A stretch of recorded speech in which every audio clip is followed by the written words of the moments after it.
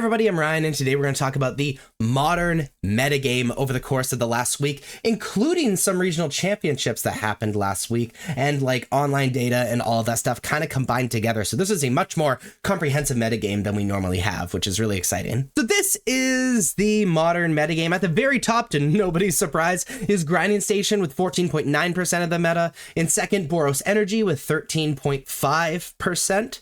In third, Eldrazi Ramp with 9.7% of the meta, and in fourth, with 6.3%, the Orzhov mid-range deck. Bunch of other decks sprinkled in. These are the power four, the four decks, big decks to beat. But let's start talking about these decks with the Orzhov mid-range deck. Orzhov midrange is one of those one-for-one mid-range decks, but it's also sort of a blink deck where they have a bunch of enter the battlefield effects, and they have cards that make them leave the battlefield and then immediately return. Things like Felia and Flicker Wisp and Ephemerate to get those enter the battlefield effects again. In addition to that, a new character to the scene is Ketramos. Ketramos basically being able to draw a card whenever we do one of those blink effects or exile cards from the graveyard, which is why they're playing Relic and Emperor Bones as well. And so it's, again, one of these one-for-one decks that is looking to just bury their opponent in card advantage through a bunch of different means. And third is the Eldrazi Ramp deck. This deck is using ramp spells like Utopia Sprawl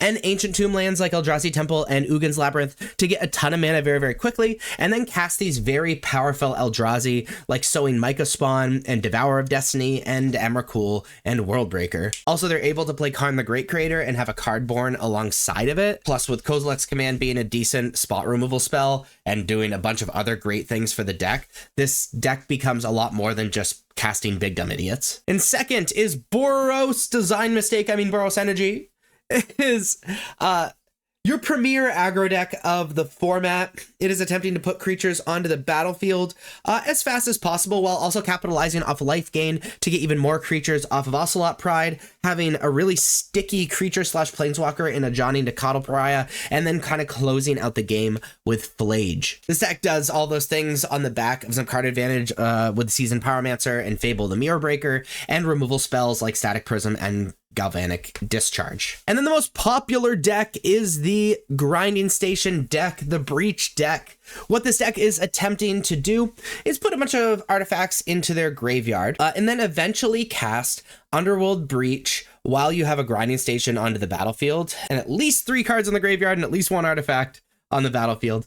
So Grinding Station can sack an artifact to mill 3 of their own cards to then cast a 0-cost artifact from their graveyard, which we have a bunch in Mox Opal, Mishra's Bauble, and Mox Amber, for essentially free by exiling 3 cards from the graveyard.